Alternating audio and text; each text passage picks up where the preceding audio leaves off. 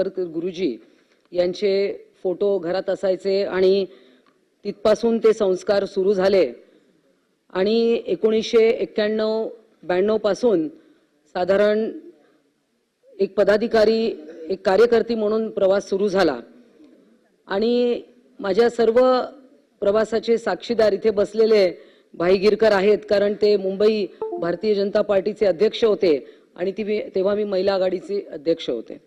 त्यामुळे त्यावेळचा तो भाजपाचा संघर्षाचा काळ आणि अगदी पत्रक वाटण्यापासून ते कॉर्पोरेशनच्या निवडणुका आणि हे सगळंच अत्यंत संघर्ष त्या काळात भारतीय जनता पक्षाचा जो महाराष्ट्रात होता त्यामध्ये मी एक छोटीशी कार्यकर्ता होते. 1997 मध्ये कॉर्पोरेशनची निवडणूक लढले, 200 मतांनी माझा पराभव झाला. 2009 मध्ये सायन कोळीवाडा विधानसभेतून पण मी लढले होते, परंतु तिकडे तेव्हा मनसेची लाट मुंबईमध्ये होती आणि 13 त्यांचे आमदार निवडून आले. त्यामध्ये माझी एक सीट तिकडे मला पराभव पत्करावा लागला. 2012 मध्ये मी अगदी जिद्दीने हट्टानेच म्हटलं पाहिजे शिक्षक निवडणूक लढले आणि कपिल पाटील आता ते नाही आहेत, परंतु त्यांच्या विरोधातच मी लढले होते.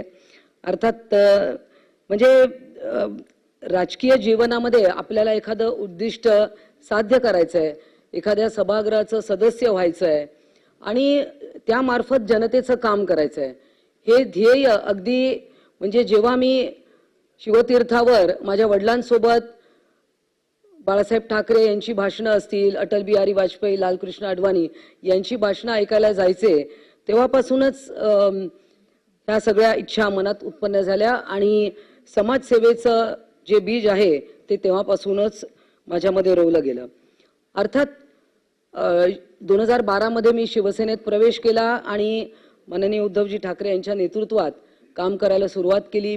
मला पक्षप्रवक्ता, मग शिर्डी साई संस्थानवर सदस्य, ट्रस्टी अशा संधी आणि 2018 मध्ये अचानकपणेच परिषदेवर मला नॉमिनेट करण्यात आलं आणि ह्या सर्वोच्च सभागृहामध्ये अगदी अचानकपणेच मला संधी मिळाली.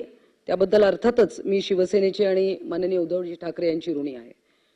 आणि इथे आल्यानंतर हा एक वेगळंच जग आहे, वेगळाच अनुभव आहे, खूप शिकायला मिळतं आणि मी सातत्याने हा प्रयत्न होता की सभागृहामध्ये सतत उपस्थित राहायचं, कारण केवळ ते लाल पुस्तक वाचून आणि नियम एवढ्यावर आपल्याला अनेक गोष्टींचं आकलन होत नाही.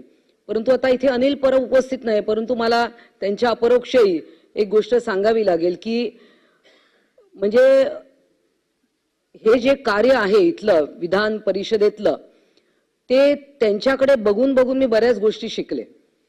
म्हणजे कसं आपण एखाद्या आयुधाचा योग्य वापर केला पाहिजे, केवळ पुस्तकी ज्ञान असून उपयोग नाही, तर ते रोज रोज बघून, ऐकून, अनुभवून आणि स्वतः त्याचं अनुकरण करून हे इथे मला भरपूर शिकायला मिळालं. आणि अनेक गोष्टी म्हणजे मी अकॅडमिक करिअर तर माझं उत्तम होतं, कदाचित PhD गाईडही झाली असते पुढे, परंतु ही संधी आली आणि आयुष्याला वेगळी दिशा मिळाली.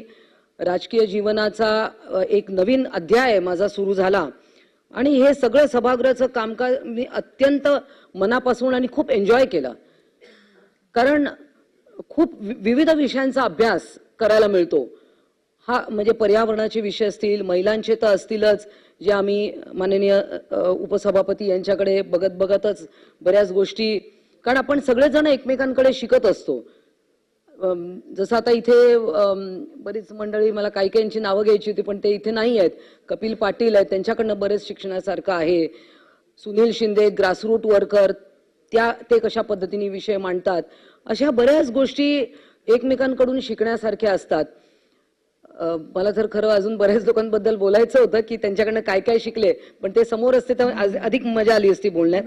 आणि या ठिकाणी म्हणजे मला एक सांगायला आवडेल की माननीय एकनाथजी शिंदे जे जे विषय मी त्यांच्याकडे नेले, म्हणजे शक्ती कायदा जसा आंध्र प्रदेशामध्ये दिशा कायदा होता, तसा डिसेंबरच्या अधिवेशनामध्ये मी त्यांच्याकडे तो विषय नेला आणि लगेच आम्ही सगळ्यांनी मग ती कमिटी झाली आणि तो कायदा पास झाला.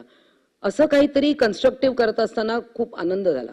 त्यानंतर बीडच्या महिलांचा गर्भाशय काढण्याचा विषय होता, त्या समितीत देखील मी माननीय ताईंबरोबर होते आणि म्हणजे प्रत्येक अनुभव हा इतका वेगळा होता आणि बरंच आपल्याला अनेक लोक भेटायला येतात, इतक्या समस्या आपल्याकडे येतात. म्हणजे आझाद मैदानावर नुसतं गेलं तरी आपल्याकडे बऱ्याच समस्यांचं इथे आपण त्याला ऍड्रेस करू शकतो. आणि मला एक अनुभव या वेळच्या अधिवेशनात जो आला डिसेंबरच्या, पहिल्यांदा मी तिथे आमदार निवासात राहिले आणि आमदार निवासात राहिल्यानंतर खरोखरच शासन आमदारांसाठी इतकं काही करतंय आणि आपण हॉटेलमध्ये राहतो, पण इथे आल्यानंतर जनतेकडून जे तुम्हाला वेगवेगळे प्रश्न येतात ते तुम्हाला हाताळायला मिळतात. सभागृहातले प्रत्येक सदस्य, समोर असलेले अधिकारी, आपला स्टाफ, हे सगळेजण इतके उत्सुक असतात मदत करायला. विधान भवनचा सगळा स्टाफ, मग ते लायब्ररी असेल, समोर बसलेले अधिकारी असतील, सगळेच आपले सचिव असतील, उपसचिव असतील, या सगळ्यांची खूप मदत होते. कारण आपण नवीन असतो आणि चाचपडत असतो, परंतु नंतर नंतर वर्षभराने भरपूर कॉन्फिडन्स आला आणि मग उठून उभं राहून बोलणं किंवा वेलमध्ये येणं, पक्षाची जी भूमिका आहे ही सगळं करत असताना मला असं वाटतं हा जीवनातला एक खूप मोठा अनुभव आहे.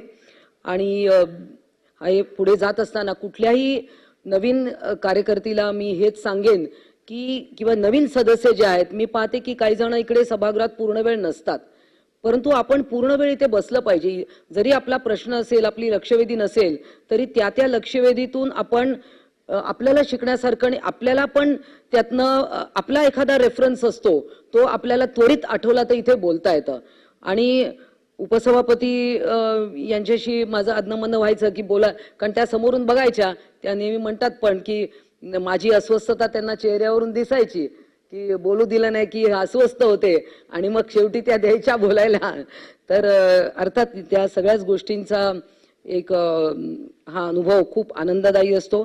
आणि या 6 वर्षाची टर्म बोलता संपली, मध्ये 2 वर्ष कोविडमध्ये निघून गेले आणि अहवाल प्रकाशन करण्याची वेळ आली तेव्हा सगळे 6 वर्षाचे फोटो शोधून, अर्थात तिन्ही मुख्यमंत्री आणि दोन्ही उपमुख्यमंत्र्यांनी शुभेच्छा पण दिल्या. हे या सभागृहाची एक वेगळी जादू आहे आणि जाताना अंतःकरण जड असतं,